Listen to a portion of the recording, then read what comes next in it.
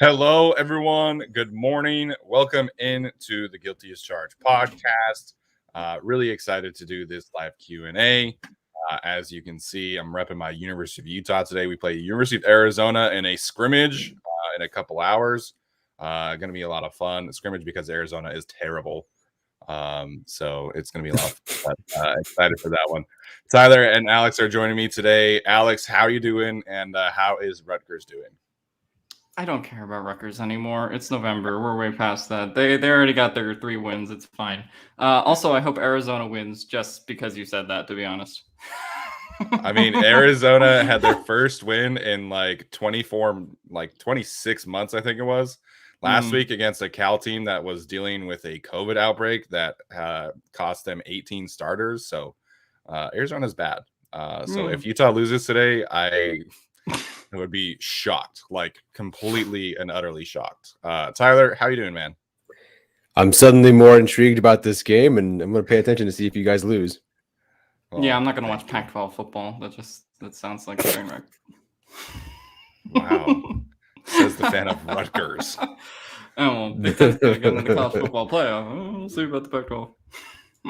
Well, Utah's going to beat Oregon at least once, so Oregon's not going to get in either. I think it's going to happen. I think Utah has a good chance of beating them twice. Anyways, this is a Chargers podcast. We'll keep it Chargers focused from here on out. As always, we're here to do a Q&A. We've got a great question from Sean already loaded. We've got a good Patreon question as well. We wanted to start, however, by doing some mid-season awards. We did not get the chance to do that leading into this week. Obviously, really busy with the actual game and the Kenneth Murray stuff and the Odell Beckham stuff. So it's been a busy week over here. So we are going to do, let me make sure I get this right. We're going to do the team MVP, the offensive player of the year, defensive player of the year, the most improved, most disappointing, the biggest surprise, best position coach, and best play. So we'll run through it pretty quickly. Feel free to comment your choices as well. We'll start with team MVP. I think I know where all of us are going to go with this one. But Alex, I'll let you start first. Who is your MVP of the first half of the season? I mean, it's pretty obvious. You got to go with Chris Harris here, right? Strap's really been putting on a show, lockdown coverage, all that. So no, it's just offensive, not offensive. Yeah. I think it's pretty obvious that Justin Herbert been leading the team, all that, improved over last year. Simple. Yeah, it's Justin Herbert. It's an easy one. And it's always probably going to go to the quarterback. And if it doesn't go to the quarterback, you got either a big issue or a 4,000-yard season from your running back. But yeah, it's Herbert. He deserves it. Yeah, unless you're the Tennessee Titans or, I think you could probably make an argument for like Aaron Donald and the Rams. If your quarterback's not your team MVP, you're probably the Browns is another one. Probably goes to Myles Garrett. So it's Justin Herbert. I think the way that he has played in 6 of the 8 games have just been, very, very, top tier stuff. We dubbed him an MVP candidate after the Browns game. I think, he's got some ground to make up now, especially with, the Rams getting Odell, and I'm sure everybody's going to be loving Matthew Stafford when they continue to, ascend some things. But Justin Herbert is definitely the MVP of the team. All right, let's get to offensive player of the year. I think this is where we'll get a little bit different answers. So my offensive player of the year, I'll go first, is going to be Corey Linsley. I flopped and back and forth with him and Austin Eckler for this specific award, but I think that Linsley has just meant so much to this team and handling the protections and, whoa, the Browns waived Andrew Billings. I did not see Is that a lineman? Happen. He's a defensive tackle. He's a run-stuffing defensive tackle. So, well, that's interesting. Google search. Yeah, that is interesting. I did not notice that. Did that happen today, Arjun? Because I missed that. Anyways, so as I was saying, my vote for offensive player of the year is Corey Linsley. I think he's been, still elite form.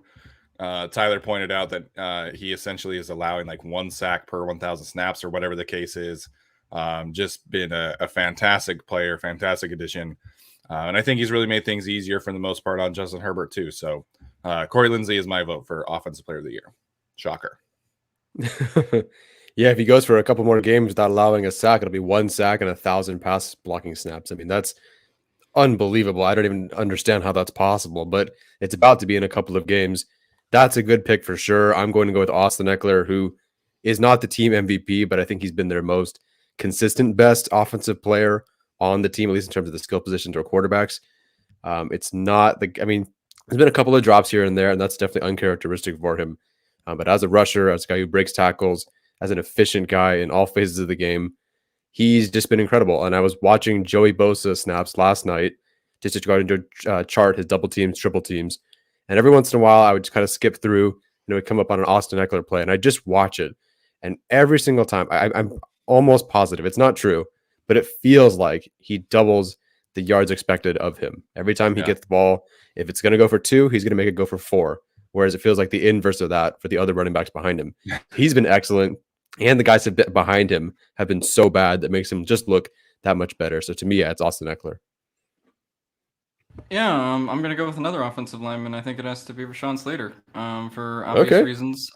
He's locked down the left tackle spot. I mean, the Chargers haven't had someone like that in a very long time. I don't think they maybe have ever had someone like that. Like, people want to say Marcus McNeil, but I mean, if you think about what the career trajectory of Slater is, I think that's, a 100%. little bit ahead of certainly what McNeil is, or McNeil was, I should say.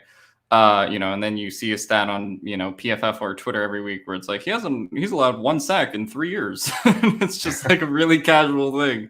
But no, I mean, I think that what they've done in the pass game and the run game with him is just pretty amazing. And it's been one of the reasons that the offense has been, from an offensive line perspective, at least, significantly better than it has been in previous seasons. So I think you got to give him credit there.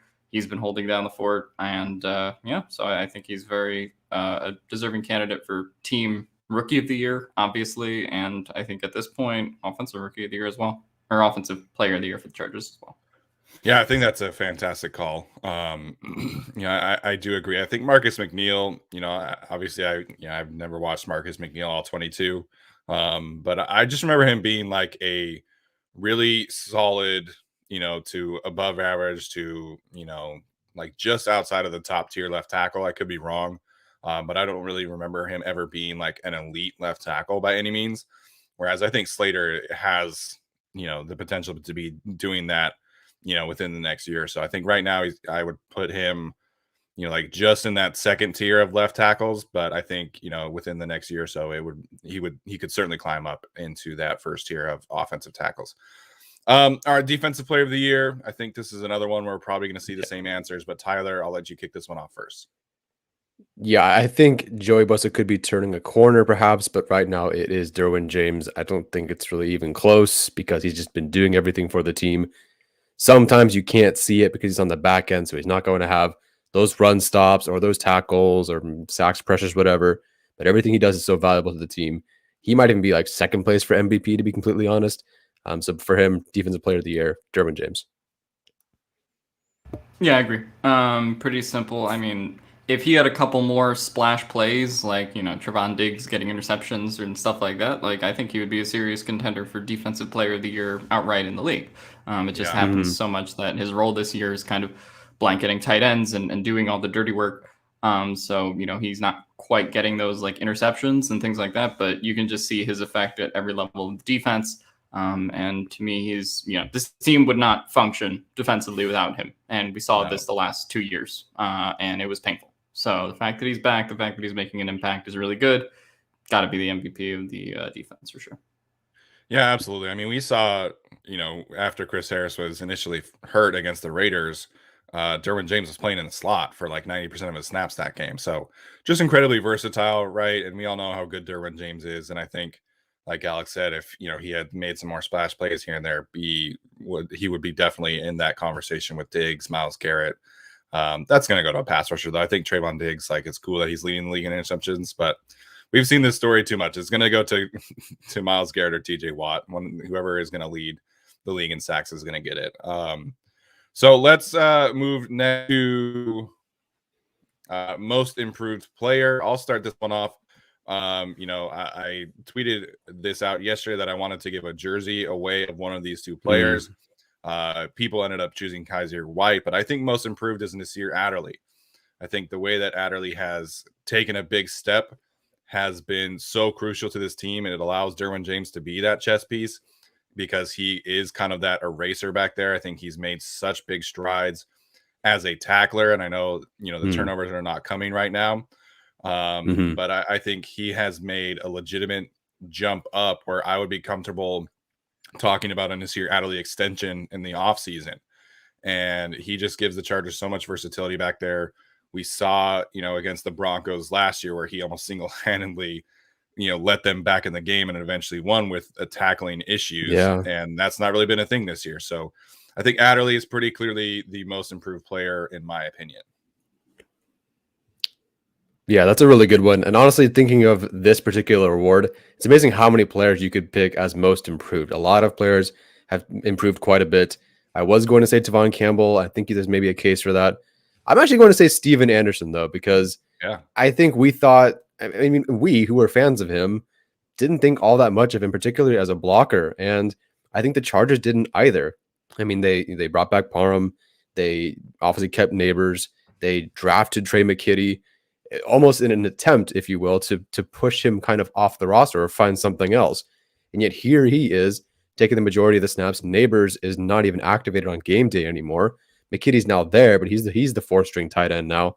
He's pushed guys below him. He's risen up. He deserves to return next year in a role that I completely did not expect. I thought he'd just be the yards after catch tight end.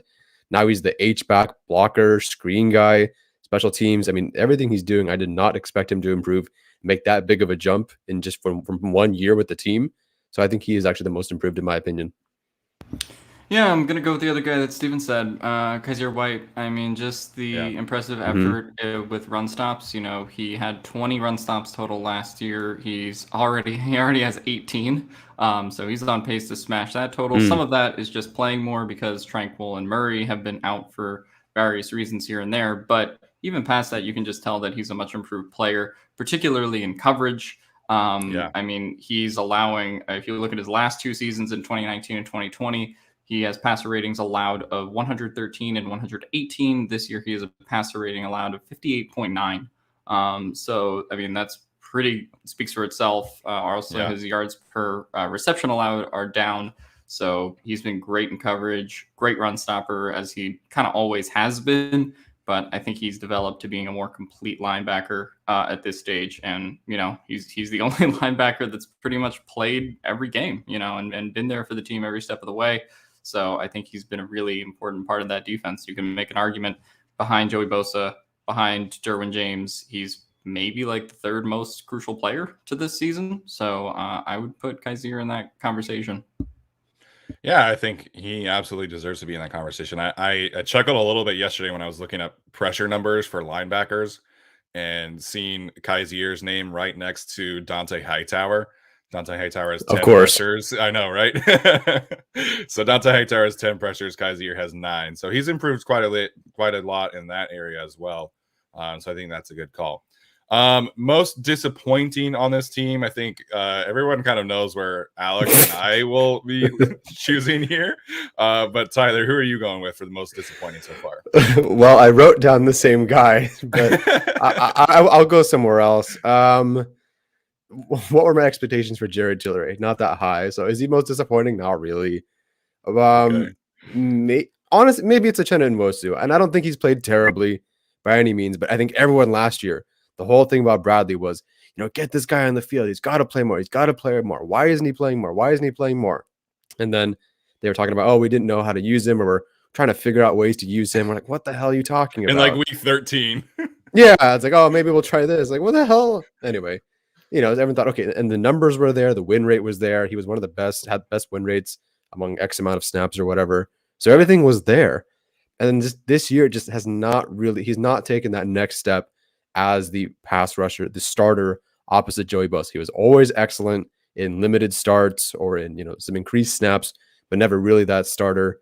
And this year just hasn't quite been there. It's not bad by any means, but I think we really thought he would take that next step to be that, the next Melvin Ingram right next to Joey Bosa, and he's been frankly outplayed by Melvin Ingram, who's was with the Steelers, now with the Chiefs.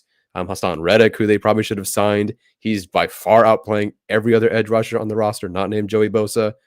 So it's not like he hasn't improved, but the other options that they had out there have been doing so much better. So to me, that's the most disappointing. Yeah, I think a lot of people are going to expect me to go Jerry Tillery, but my expectations for Jerry Tillery weren't that high at the beginning Under of the building. season. Yeah. Okay, I mean, okay. I wasn't buying Stevens, propaganda that he was selling in the offseason. So personally, I'm going to go with Jalen Guyton. I don't think Jalen Guyton has been that great. There's been a couple moments where obviously he's dropped passes, so drops are still a little bit of an issue with him, particularly when people remember the touchdown in the Kansas City game that he should have had. But it's been really the other aspects of his game, because obviously he's fast. He runs his routes pretty well. But, he doesn't really know where to line up on the line of scrimmage, which is still pretty concerning because we're in week 10. This is also his worst season as a run blocker, which isn't great via PFF. So, I sort of expected Jalen Guyton to take a little bit of a leap this year, especially because they were cutting Tyron Johnson. I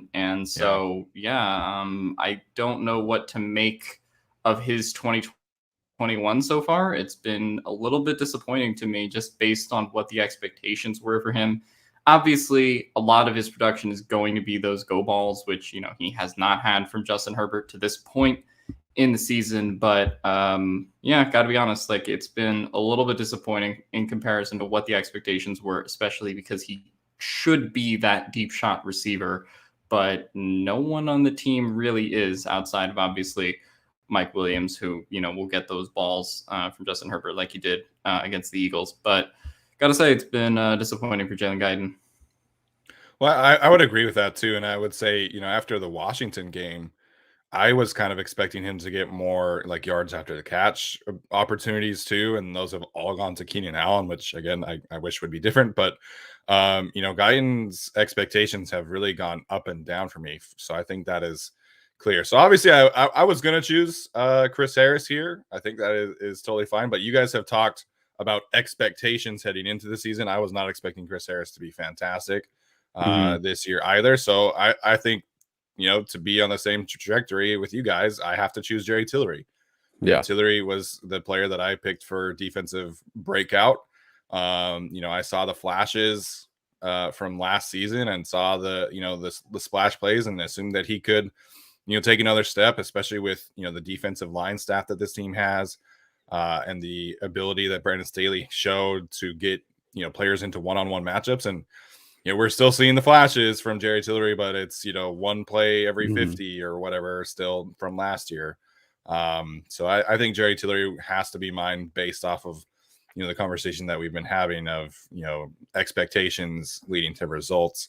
I think a lot of people have asked me, what's wrong with the run defense? What's wrong with the run defense? And it's well, you have one really good 3-technique 4-eye and Justin Jones, and then you have Tillery and Covington, who are probably on the same level. And so that's been an issue. But I think if he is making plays in the passing game, then it kind of balances itself out. But he's not really doing that either. So Jerry Tillery has to be the biggest disappointment for me, especially given my expectations for him heading into the season. Yeah, wildly inconsistent, at least in terms of a pass rusher. As a run defender, he's about the same. Although you showed some good plays from him against the Eagles, and they are there. They may not show up, but they are there. But yeah, he'll have a play or have a game where he has 30 pass rush snaps and he gets one sack, and that's it. It's so weird that he'll have an amazing rep and then nothing happens the rest of the game. Yeah.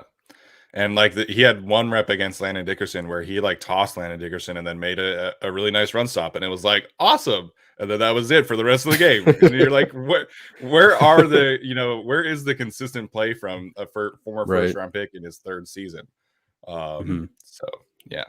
All right, let's get to biggest surprise. I think this is kind of a different conversation than most improved. Like I said, mentioning preseason expectations.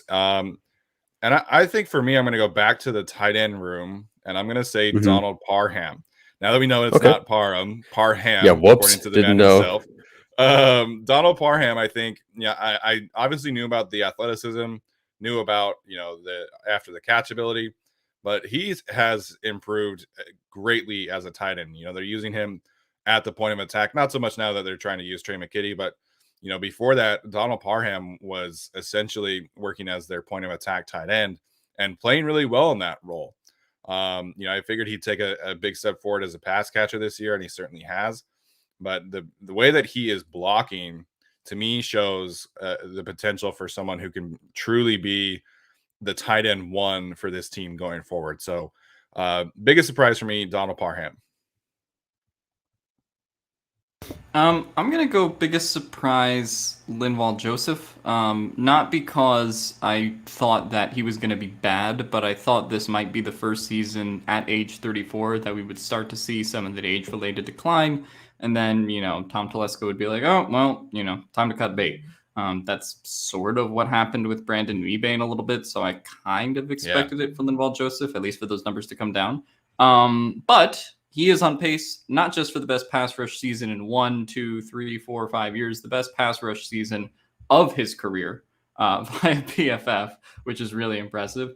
And he's on pace for the most run stops in his career. Obviously, some of that is aided by a 17-game season, but he's on pace to smash his previous record of 35 run stops with already 20 under his belt. So gotta go to him. I mean, I did not expect this kind of a season from him. And when we talk about Jerry Tillery, we talk about Christian Covington, we talk about the guys that have been maybe disappointing in there. Like Linval Joseph is kind of carrying the IDL room by himself, along with Justin Jones, who just returned. So I think it's got to go to him. Yeah, it's two really good calls, guys. I'm going to go with Mike Williams on this one, particularly because of the offseason discussion. We're going to make Michael Thomas and Mike Williams the same player. No, the hell you are not. Yeah, that's impossible. What are you talking about? Of course, the people paid millions of dollars know a little bit more than we do. And what do we know? He's got 32 slants his way in the first 3 weeks and was looking like a top 10 receiver, all pro. Herbert was the MVP candidate with all that good stuff. Blew up the Browns on a couple of busted coverages. He's been hurt, so I do think he will rebound. Hopefully this week. I think now he's hopefully progressed past that knee injury. I think there's either like soreness or a flare-up or whatever it was. Yeah. So I hope he continues to improve and show some good stuff for the next few games. But yeah, he's the biggest surprise to me because I just always thought we all, honestly, because the previous coaching staff thought he was just kind of a one-trick pony. Maybe take a shallow crosser, to the house or something like that. A couple of deep balls down the sideline, but otherwise, like that's all we thought of him. And instead, he's a completely different receiver. They've used him in different ways. They've improved him as a receiver. So yeah, Mike Williams. Yeah, I we were very critical of him in training camp and heading into the season. Definitely critical of Lombardi when he made that comment, but Mike Williams has lived up to that. So I know the last few weeks have been disappointing, and now there are people going back, full tilt towards signing Devontae Adams or Michael Gallup or something like that in the offseason. Like, I think Mike Williams is going to be fine. They're going to get back to targeting him and using him. So I'm excited to see him kind of bounce back. As Tyler mentioned, the knee issue probably, factoring in there. Let's talk about best position coach on this team. And then we'll wrap it up with best play. So best position coach, I think for me, has been Frank Smith. I think a shocker, I'm going with the offensive line guy, but there was a legitimate concern for me, at least, of hiring a former tight ends coach who hadn't coached the offensive line in like 7 years as your, offensive line coach and run game coordinator. And I think he's been, for the most part, a very good addition to this team, coaching up Storm Norton to, getting these games where it's one pressure, two pressures, dealing with Michael Schofield coming off the street to taking over Ode Abushi's spot. You have Sevnio Kelemete coming in off the street to take Trey Pipkin's spot as that sixth blocker. So I think he's kind of, dealt with these additions on the fly at a really high level and making some good game plans with Joe Lombardi in terms of protection planning. Of course, the all-in video probably helped me sway me in this direction, but I think for the most part, Frank Smith has exceeded my expectations as the best position coach. Excuse me. Tyler, go ahead. Right. Yeah, sure. Okay. Yeah, no, I'll jump in. it might be giving him a little bit too much credit because there's a lot of people involved in this, but because I feel like this position group has improved the most overall, I'll give it to Derek Ansley, however you say it. He's the secondary coach. Now, of course, there's Ronaldo Hill involved, there's Brandon Staley involved, there's scheme involved, but it's outside of Chris Harris, who's the guy who can't really improve because we expect him to sort of decline at this point. I think Michael Davis has improved. He's moved all over. Devon Campbell has improved. He's moved all over.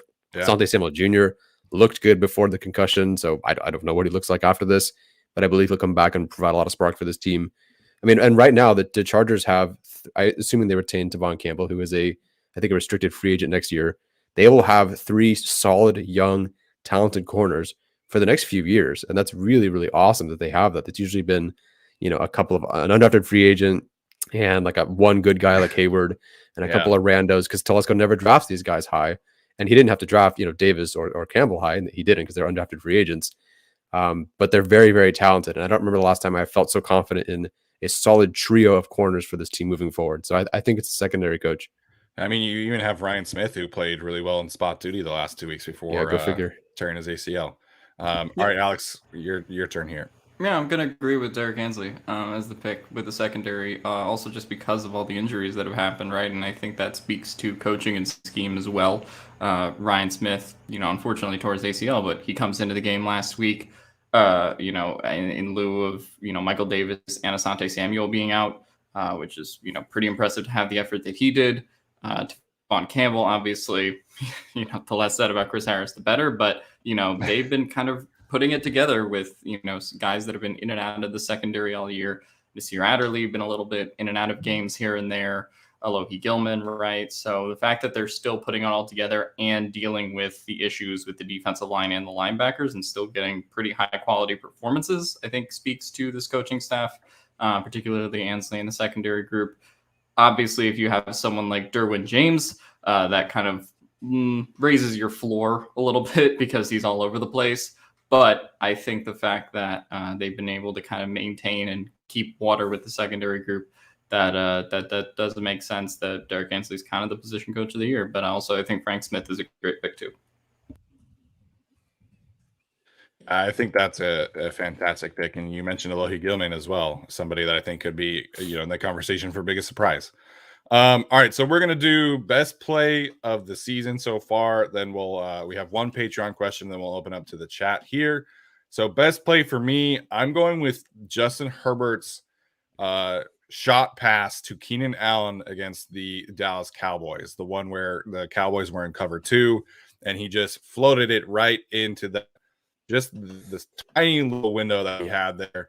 I think it was one of the craziest throws that I've seen all year. You could make an argument for several different plays from Justin Herbert, but to me, that kill shot throw to Keenan Allen just over the fingertips of Trayvon Diggs on the sideline is the best play of the year for me.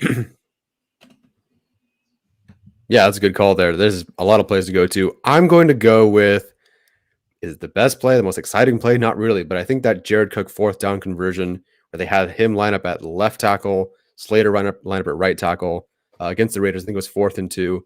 I think it just kind of characterizes everything that they've had this season on 4th down, them coming out with this wild look, being super creative and converting, being aggressive, in a game they really needed that conversion. They did.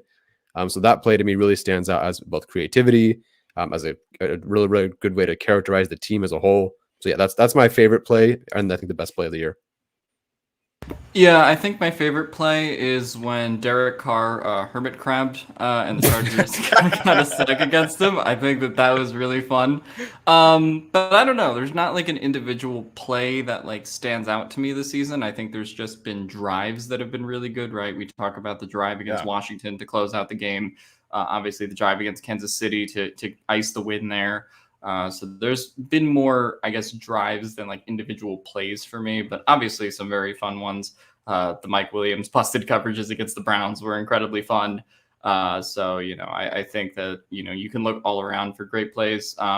Pretty much any play that wasn't a jet sweep to Joshua Kelley on a 4th and 2. Yeah, absolutely some great moments from this team for sure. And to HH4, man, cheer up. Team 6 and 3. So, I don't understand the negativity today. Would be nice. They're 5 and 3. Yeah, 5-3. After tomorrow, they'll be 6-3. Yes, excuse me. All right, we'll get to this page question, and as always, you can use the super chat feature to make sure that your question is answered. HH4 ownership is not an issue. Every single team in the NFL has the same cap, so cheap owner, not a thing. Anyways, all right, Luke Wajenka on Patreon wants to know, burning question in his mind, what pieces in our organization are not compatible to a Super Bowl championship team? Don't really mean roster. I mean, we all know the position groups that need upgrading. He wants to know specifically, is Tom Telesco really a GM that can build a Super Bowl winning roster, etc.? What do you guys think? Yeah. I mean, I'm not the biggest Tom Telesco fan, and I think you can make the argument that he probably should have gotten fired with Lynn and have it be respectful with how long he's been here. But at the same time, like, it's not that hard to like build the Super Bowl contender. Like, if you look at all the market inefficiencies that have been exploited, I mean, the Eagles won a Super Bowl off of the same rookie contract that the Ravens used, that the Seahawks used, and the Chiefs used when Patrick Mahomes won the Super Bowl, right? Pretty much every Super Bowl champion outside of Tom Brady over the last 10 years has been a team that's been using the rookie quarterback contract loophole to load up at other positions. So, like, I don't think that's that hard for the Chargers to do.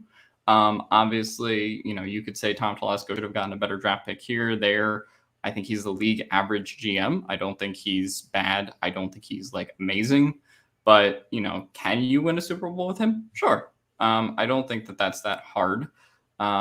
Whether he should be the GM or not, I think is a different question. But I don't think he's incompatible with a Super Bowl winning title, especially how he's conducted his business and the picks that he's hit on, including Justin Herbert. So to me, I don't think there's anything really incompatible there. As far as ownership, I don't think it matters. Spano stays out of pretty much all football decisions, unlike, say, certain Texas oil tycoons. I think that there's no piece that's incompatible with winning a championship. They just haven't won one. Like, I don't think there's something wrong with the organization, I guess.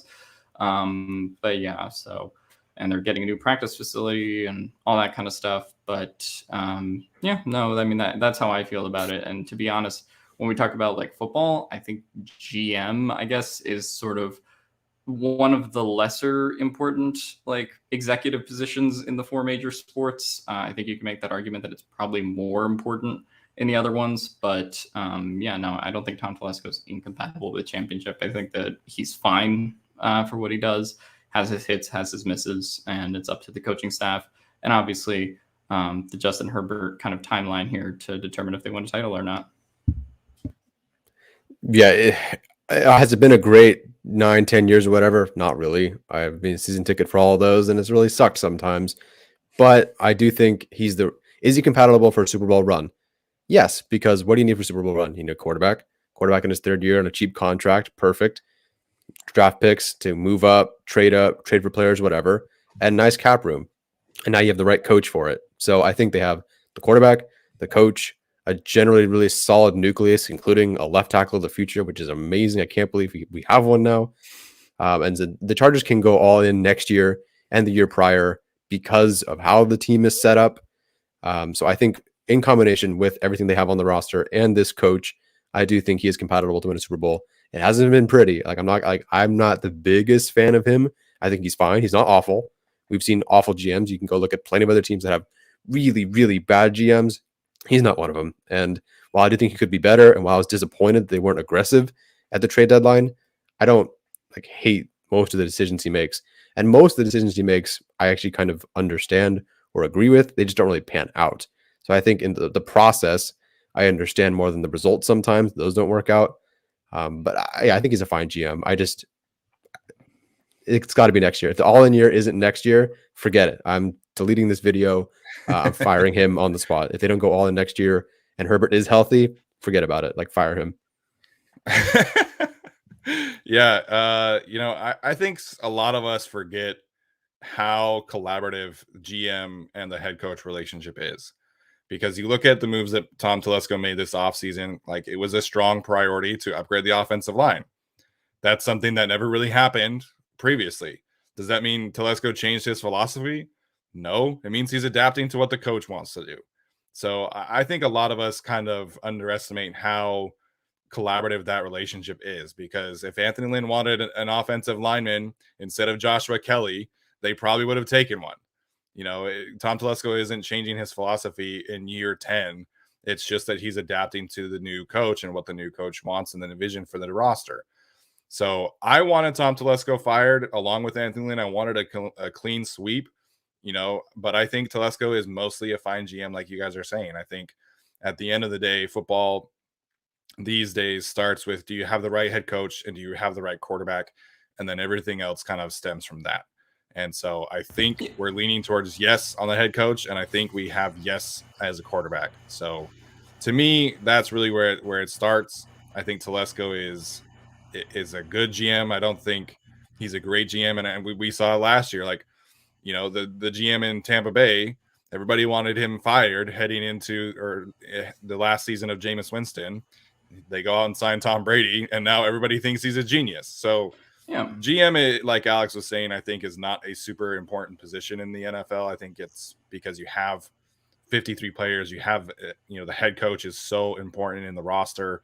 So I agree with Alex there that the GM is kind of a not like unimportant position, but it's not as important as everybody else makes it out to be. Yeah, Bill Belichick sucks as a GM, and he has 6 Super Bowls. So I mean, like, it doesn't. Yeah, I'm not saying it doesn't matter. Like, obviously, you could have a better GM, but sure, there have been GMs that have stunk that have won championships, and GMs that have stunk that have won trades, like David Gettleman and Odell Beckham. Right. I think a lot of people around the league kind of view Chris Ballard in Indianapolis as the best GM in the league right now. And it's not like the Colts have had a ton of postseason success the last few years, but people still think that he's a great GM. So I think that position is just kind of overvalued by fans a little bit too much. Interesting comment from Arjun here. That Pro Football Focus did a study on it, on drafting, and based on wins above replacement in the player's first 3 years, Chargers rank below average at drafting no matter which way you look at it. Yeah, I mean, it makes sense when you're drafting Jerry Tillery and Joshua Kelley and like all these players, but a lot of that does also fall on the coaches too. Like you mentioned the comments from Uchenna Nwosu, you draft this linebacker in the 2nd round, and then in year 3, week 13, it's like, we're still trying to figure out how to use him. Is that really Tom Telesco's fault, or is that a Gus Bradley issue? Yeah, I have a question on that study. Is that saying first 3 years as in 19, 20, 21? Or how does that study work? Arjun can answer it, but I'm not exactly sure how that works. Probably just the first 3 years in the league. Well, but that's what I mean. Like, Justin Herbert hasn't played 3 years. Rashawn Slater hasn't played 3 years. So is that only counting people who have been since 18 and 19? Because, I mean, like, Tom Telesco did sort of stink at the draft for a while before he started hitting on picks. So, so like, I don't know, like the 2017 draft wasn't great, so like, I don't know. And for what it's worth, I do think, yes, it's been 3 different coaches. I do think Telesco changed, and maybe it was just Mike McCoy, but I do feel like he changed his philosophy after the McCoy years. I feel like he became a better drafter. He held on to more of his picks, which some of us don't like, but he wasn't trading up for a linebacker in the 2nd round for the 4th year in a row. He wasn't trading up for a running back in the 1st round. I think he was a little bit of a smarter GM after the McCoy era. So, I mean, still not great during the Lynn era, but some good stuff in there too. Yeah. So kind of in the same vein, Sean O'Brien had a great question before we started that I wanted to touch on here.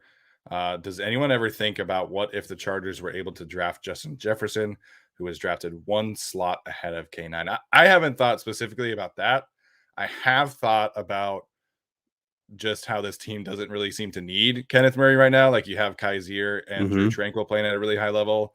And like, honestly, I miss Denzel Perryman, man. Like, Denzel Perryman is leading the league in run stops from among linebackers. And I look at what this linebacker core needs. I think it needs a true hammerhead linebacker. I look at Kaiser, Tranquill, and Kenneth Murray all as kind of space and chase linebackers, and that's definitely not a problem. But I think they need like that true linebacker. Woods did tear his ACL. Robert Woods just tore his ACL, man. Whoa. Damn. Did that, is that confirmed? It was yesterday, apparently. Yeah, Schefter just retweeted that. Yeah. He hurt his knee at practice Damn. on Friday. Wow. Good timing. Same day Odell, that they signed up. Wow. That's crazy. I guess the Odell trade's going to work, or the Odell signing is going to be quite a bargain then. Yeah. Oh, man.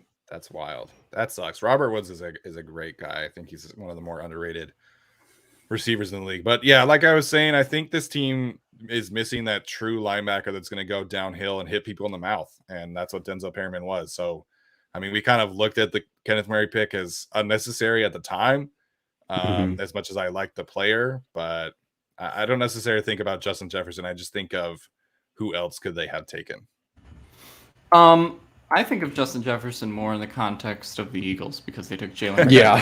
Sucks fucking ass. But anyway, no, I don't know. Like, yeah, I don't know. Like, it's so much about the coaching staff. Like, if Brandon Staley was the coach, then would they have taken Kenneth Murray? I don't know. Like, Kenneth Murray was specifically drafted for that Gus Bradley scheme.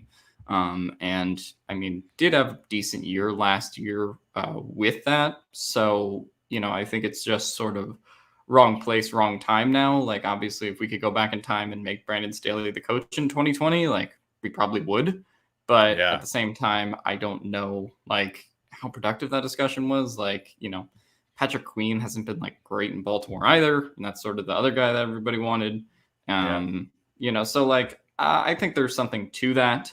And you can make the argument that, yeah, Kenneth Murray doesn't super have a spot on this team right now. Obviously, we'll see how the edge hybrid thing plays out once Drew Tranquill is back and once they're able to sort of do that. Obviously, he has to play more inside linebacker tomorrow because they need bodies at this point there.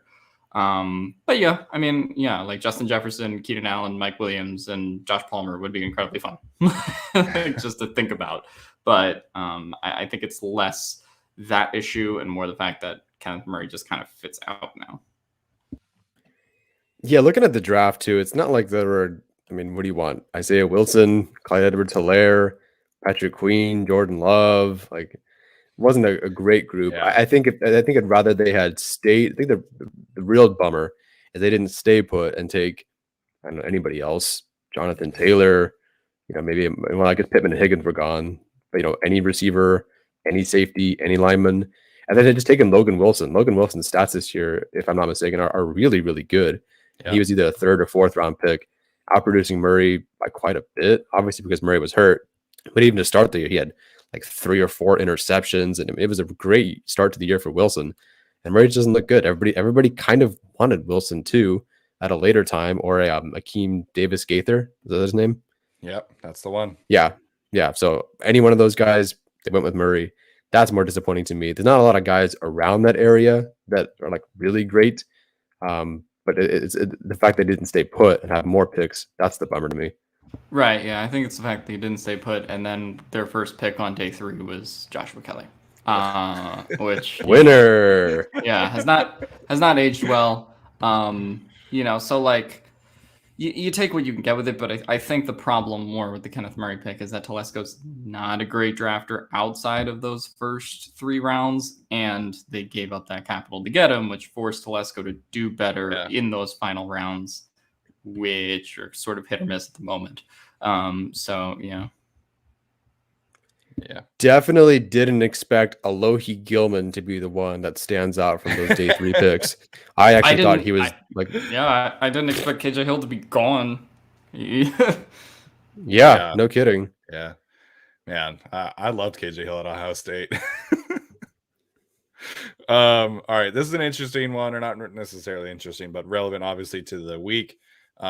Greg asked earlier of the Vikings players in the COVID protocols, which are impact players. So obviously you have Harrison Smith, who tested positive last week. Same with Garrett Bradbury. I mean, Harrison Smith is one of the best secondary players in the league. That's huge. You know, we talked on our show about Cameron Bynum, who's taking his spot in this one. A player that I really liked in the draft, but, you know, he's still rookie, only 1 career start. And then Garrett Bradbury, although he was not like a great center, you know, he's led the league in pressures.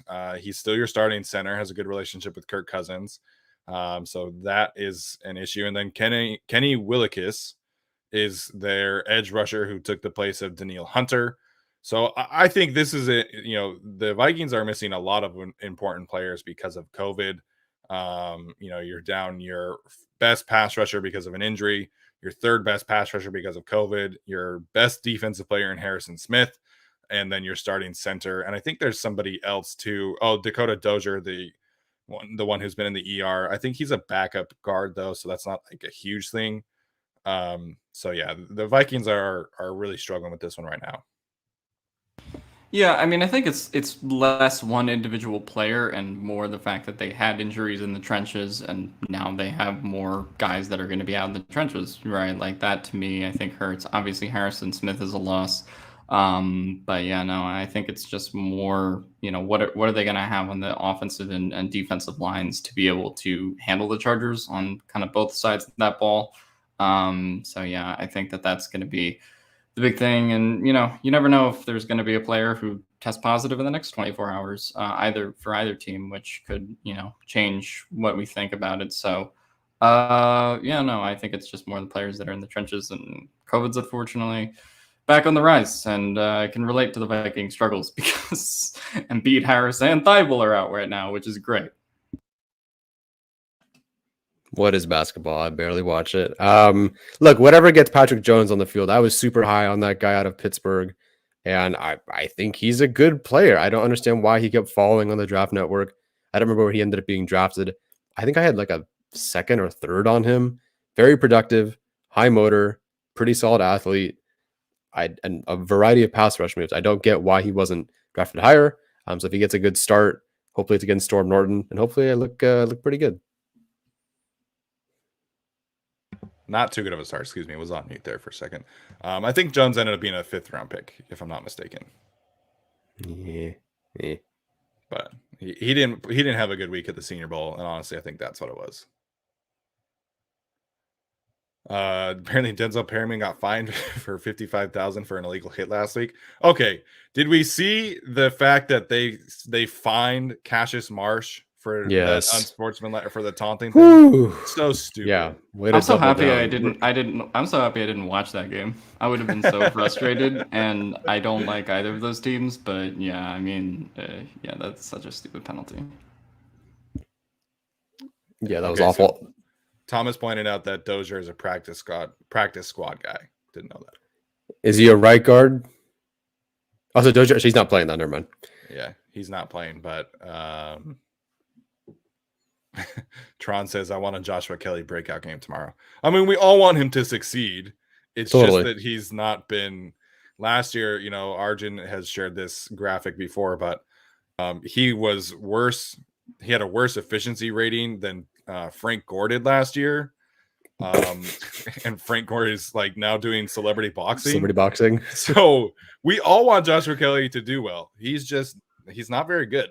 And like Alex was pointing out, like I think we would all feel differently about Joshua Kelley if they had not traded up to get Kenneth Murray and then use their next pick on a running back who's been bad. Like I think if they had good 2nd and 3rd round picks before him, we probably feel a little less, you know, heavy on the Joshua Kelley pick. But I think it's just the circumstances of how he was taken and how he played against Cincinnati, and has really not been the same player ever since the fumbles in Tampa Bay. I would feel better about the Joshua Kelley pick if they drafted Khalil Herbert over Larry Roundtree and he didn't need to play. Yeah, same one. Yeah, I feel like Roundtree needs more carries though. I want to see him get 7 or 8, you know. And if it sucks, that you move on. But like, I want to see a couple more than he had like 1 carry. Like, come on, give him a few more. Try to get something going. No. Look, honestly, okay. So I was rewatching games. He had a really good run against the Chiefs that was called back because of another penalty. He like broke a couple of tackles and had scored, but then they had called that play back. I thought that was a really good run. So I think there. Yeah, like, I saw that, and there's something. Yeah, I thought he was okay against the Raiders. Like there's something there. Yeah. You know, he can play. It's just like, you know, what are we doing if he can't create kind of his own space with his vision, right? Like, and Eckler is the only running back who can do that on the roster right now. Jackson can do it when he's healthy, but he's never healthy, right? So like, I think that's why people are sort of down on this running back group. Like, at the moment, like, can Larry Roundtree be a productive player in year 2? Maybe, but I don't see, what I mean. He's the same player he was when they drafted him. Like, I know he's the leading rusher at Mizzou and all that, and that's great. But like, you can kind of just see it on tape. Like, he was a big back that, was playing in the SEC, and now he's playing in the NFL, and you need that vision. So he doesn't have that right now. Maybe he'll have it soon. Yeah, I'm just so frustrated at the whole, backs behind Austin Eckler conversation, because Brandon Staley said yesterday, like, oh, we're not disappointed in those guys. That's the bar, coach. The bar is that you're not disappointed in them. I mean, like, and then he says that, they're going to let competition sort itself out. Like, Justin Jackson, I think, missed 3 weeks of training camp, right? Or was it 2? 2 or 3, yeah, sure. 2 or 3, and now he's missed 4 games this year. So, like, coach, we've had plenty of time for these guys to emerge. They haven't. Like, you had all 3 preseason games to see which of the guys that you wanted in Larry Roundtree or Joshua Kelley. You've had now 4 regular season games without Justin Jackson. And, like, it's really cool that Larry Roundtree is playing well on special teams. Like, that's really cool.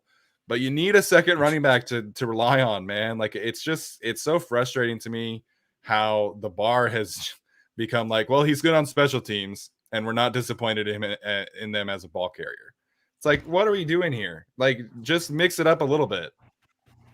I mean, yeah, but he's not going to say that, right? Like, so, I like, yeah, they should bring up Bradwell. I agree there, and try something different, because, when you bang your head into a wall 5 times, you can't expect it to be better on the 6th time. But, at this point, like, coach speak is coach speak. At least he wasn't like, oh, actually, Joshua Kelley and Larry Roundtree are the worst thing I've seen since Pearl Harbor, But the Pearl Harbor thing. Yeah. No, I was just like frustrated at the comments of like, usually the thing is like, they're doing everything we ask. And then this specific instance, like, well, we're not disappointed in them. It's like, come on. Yeah. I mean, that's because Steven's job is to run the Twitter account, so he has to watch all these press conferences, versus I just filter out what you actually need to hear versus what is, Brandon Staley just, so I don't know. That's sort of the difference. But well, we could ask him if they lift weights, just out of curiosity. Maybe they do. I don't know. I can't believe in week 10 we're asking Justin Herbert if he lifts weights still. Come on. And then the Chargers roast him like, dumbass reporter asked dumbass questions, like on their YouTube page. Oh god. Credit to Justin for handling it well. He's got such a goofy sense of humor, and him like asking like, does it not look like it, is just like hilarious to me. But like, man, Justin Herbert is 6'6", 240. Like, what do we think? He's just like hanging out, and while the rest of the team is lifting weights? Come on, man. Yeah, he's not on that Larry Roundtree diet. He or no, sorry, he's on the Bradwell diet. I was gonna say Bradwell. Sorry, I confused my slow running backs. Yeah, I mean, there was a story on Kayvon Thibodeau like literally 2 weeks ago of him training with Justin Herbert while they were at Oregon. Like, come on, man. So, anyways, it's good that he has press credentials and we don't. Yes, very good. Omar Reyes asked a good question. He wants to know, what are the most important positions going into next year's draft? I think we kind of know, right? Like what the most important positions are in the draft at this point for this team. What I'll say, of course, I'm the offensive line guy, but to me, there's no really easy free agent fix in terms of solving the right tackle position. I've looked at the class. Maybe the Cowboys move on from Lyle Collins, and that could change things. But I think the best solution for right tackle at this point is use a first or a second round pick there.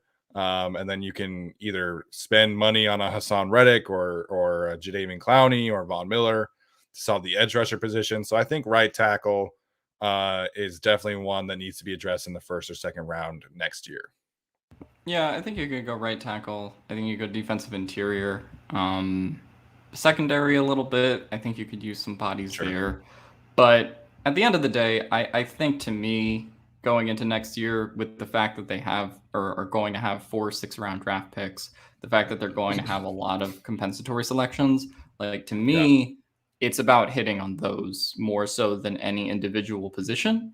And we know Tom Telesco hasn't been great on those in the past, but because this team is going to need bodies, because they're going to be cutting some people and sort of maneuvering the roster a little bit, I think if you can get some impact guys in the 4th, 5th, 6th, 7th round, at least maybe 2 or 3, considering the amount of picks that they have there, like that to me is more important than any individual position. Because of course we can talk about, like defensive tackles, obvious, right tackles, obvious.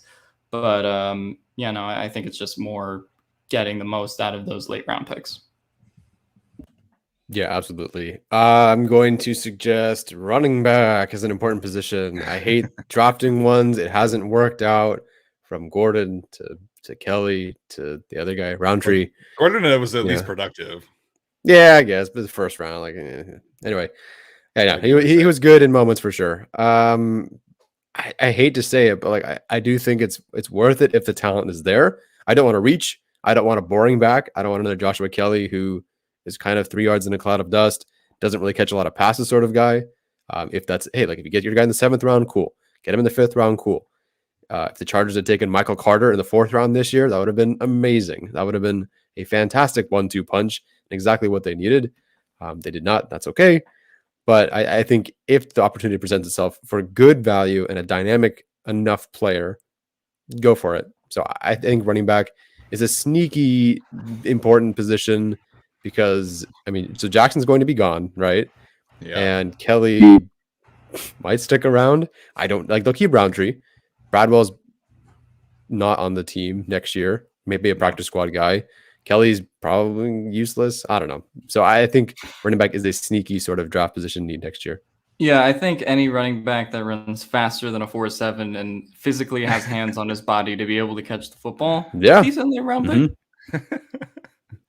Yeah, I think traditionally I'm anti put a lot of resources into the running back position because you can get Austin Eckler as an undrafted free agent, but at the same time, I'm intrigued by the free agent running back class next year.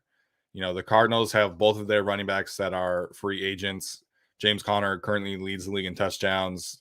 Chase Edmonds has been really dynamic and I think would be a perfect fit behind Austin Eckler.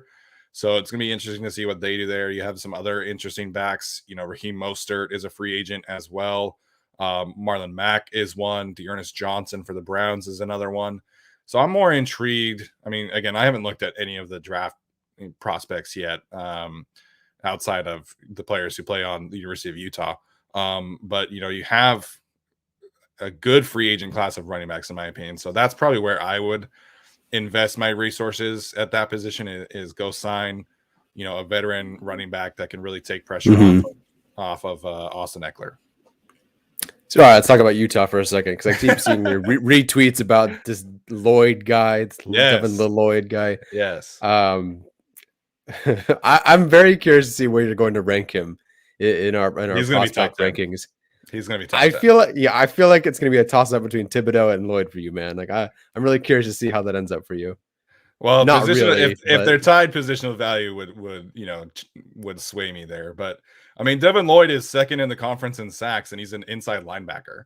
So he's a monster. He's got 3 interceptions. He's tied for the league in the conference in interceptions.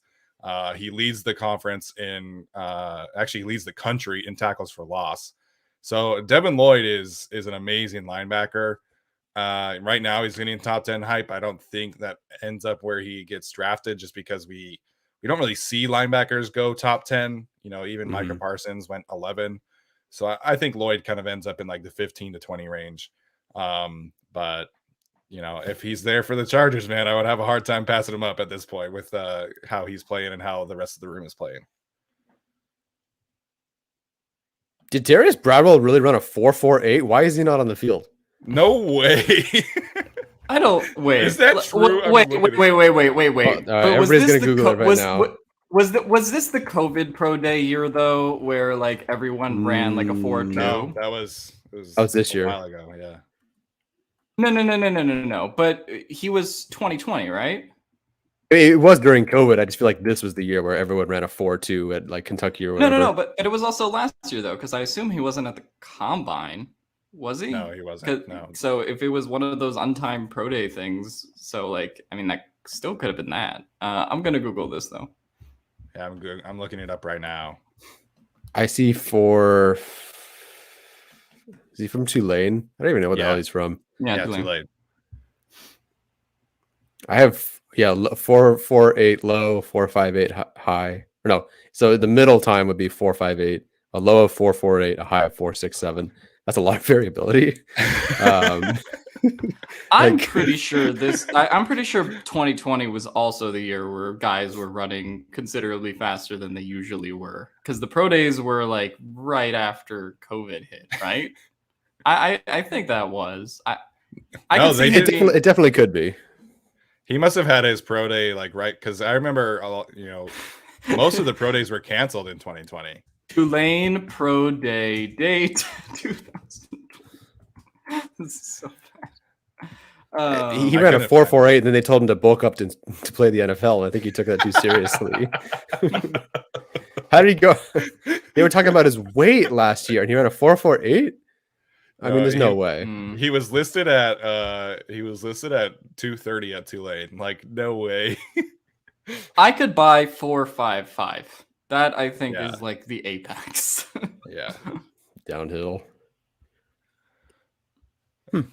I'm sick of this guy. I'm blocking him. I can't. Apparently, there's no speed at tight end. Are we watching the same team? I don't think so. If anyone wants to get some final questions or super chats in, feel free to do that. I mean, is there speed at like what is? It's not Kyle Pitts, sorry, but like I think there's enough there. I mean, Jared Cook is still pretty fast for a tight end. Donald Parham, I think, ran like a 4.5. So, but going back to the Darius Bradwell, there, I zero chance he ran a 4.4. Zero chance. So we should ask him.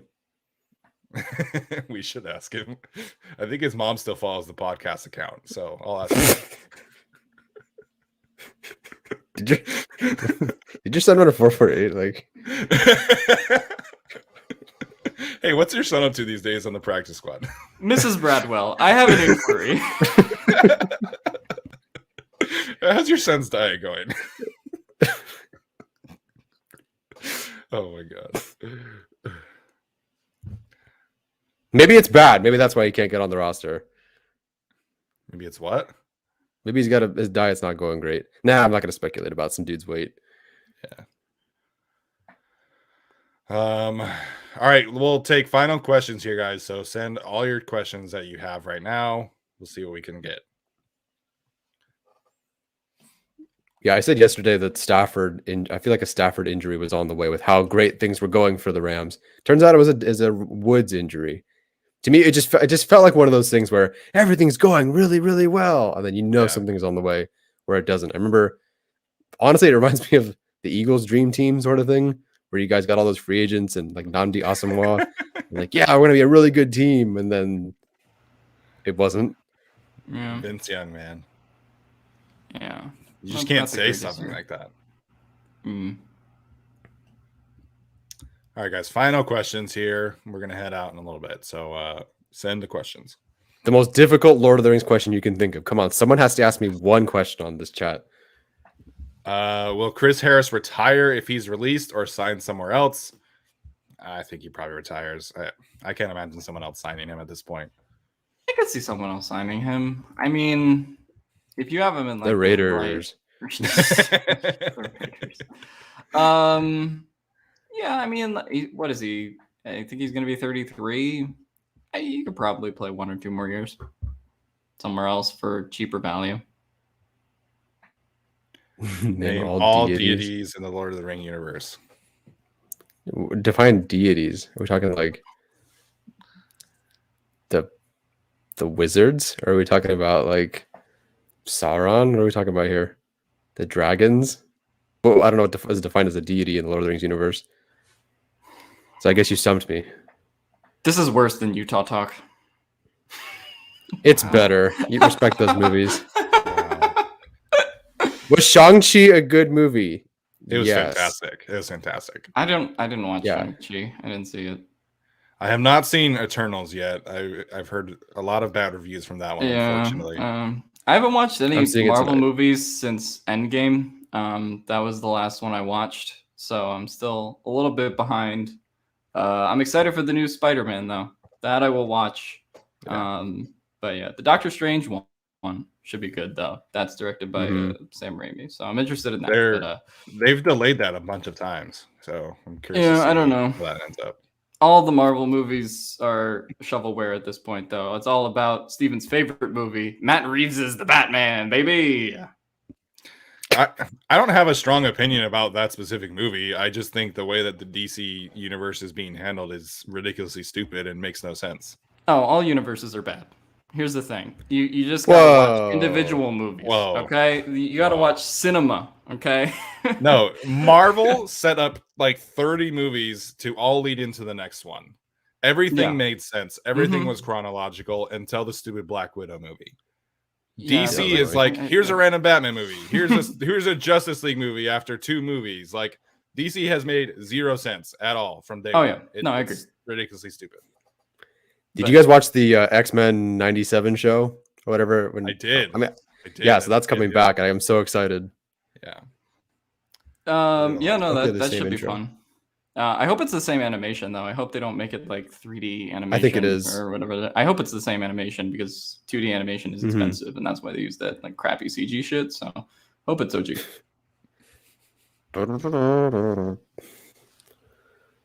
Okay, so a couple questions about the run defense. Alvin wants to know if we think Linval Joseph is going to be re-signed. He better be. He's been playing fantastic, so he better be. But I think it kind of depends on the draft. I think we could kind of see that go into like June or July, depending how things go. But I mean, Linval is playing awesome, and I think he absolutely should be back. Yeah, I mean, I have nothing against signing him to a 1 year, 2 year kind of deal. That seems fine to me. I think he's earned it too. Like, I really thought this would be the year that he slowed down. So the fact that he's still playing at the level he was, pretty good. Has he even been on the injury report the last year and a half? I don't recall a single instance of him being hurt at all, which is incredible. He deserves to come back. Knock on wood.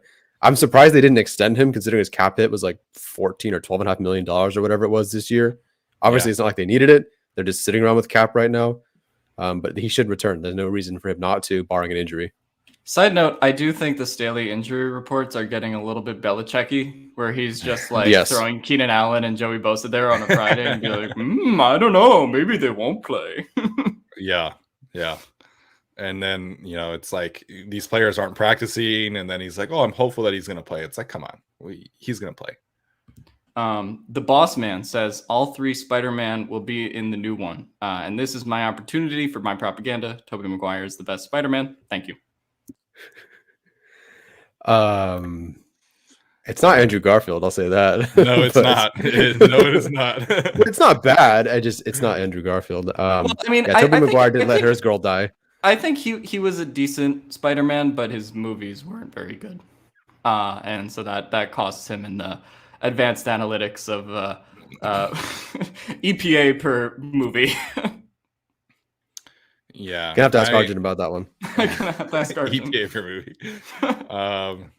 I think that's a good place to end it. We'll leave it with Alex's Tobey Maguire propaganda, who I think Christian Covington was the Chargers player who said that he agreed with Alex on that one. Yeah. So improve your run defense, but good take. All right, that's gonna do it for us today, guys. Thank you so much for tuning in. We had some good conversations. Hope you enjoyed the MidSeason Awards. We'll be going live on Monday this week after the game, so we'll have a lot of good information and hopefully some film rewatching for that one. So yeah, that's gonna do it for us today. We'll see you next time.